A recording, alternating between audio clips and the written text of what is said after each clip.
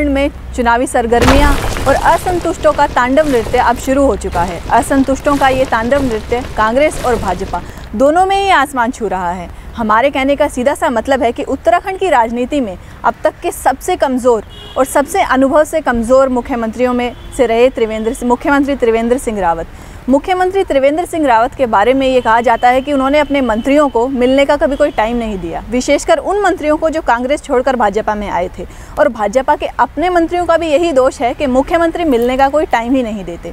इसलिए असंतुष्टों का घड़ा तो फूटना ही था, जो कि फूटा। दूसरी ओर कांग्रेस को लेकर हम ये दावे के साथ कह सकते हैं, यंग इंडिया दावे के साथ कह सकता है कि उत्तराखंड की राजनीति में कांग्रेस बहुत ही दयनीय स्थिति में है, क्योंकि प्रदेश अध्यक्ष को जनता महत्व नहीं देती और हरीश रावत को लोग नापसंद करते हैं। क्या मिलिए ऐसे लोगों से जिनकी फितरत छुपी रहे, नकली चेहरा सामने आए, असली सूरत छुपी रहे।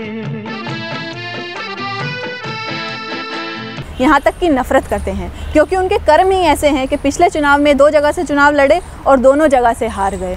क्योंकि मुख्यमंत्री बनने की उन्हें इतनी लालसा है कि वे चुनावों में विरोधी पार्टी से नहीं, अपनी ही पार्टी में अपनी प्रतिद्वंदियों से लड़ाई लड़ते हैं। उन्हें हराने में ही लगे रहते हैं, क्योंकि उनको ये लगता है कि अगर वो जीत गए तो मैं मुख्यमंत्री नहीं बन पाऊँगा।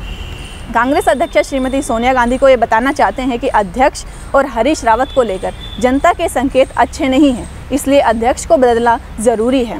क्योंकि जिस तरीके से ओवैसी को आपने मुसलमानों का लीडर बना दिया, उसी तरीके से उत्तराखंड में आपसी राजनीतिक रंजिश के चलते आम आदमी पार्टी को आपने पैदा कर दिया है।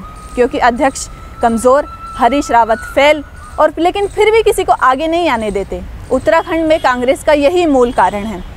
हम ये कह रहे हैं कि भाजपा और कांग्रेस को इस बार आम आदमी पार्टी बिना वैक्सीन के तड़पा देगी। श्रीमती सोनिया गांधी को ये बताना चाहते हैं कि जो 9 मंत्री आपके कांग्रेस छोड़कर भाजपा में शामिल हुए थे, उनके जाने का मुख्य कारण सिर्फ और सिर्फ हरीश रावत थे।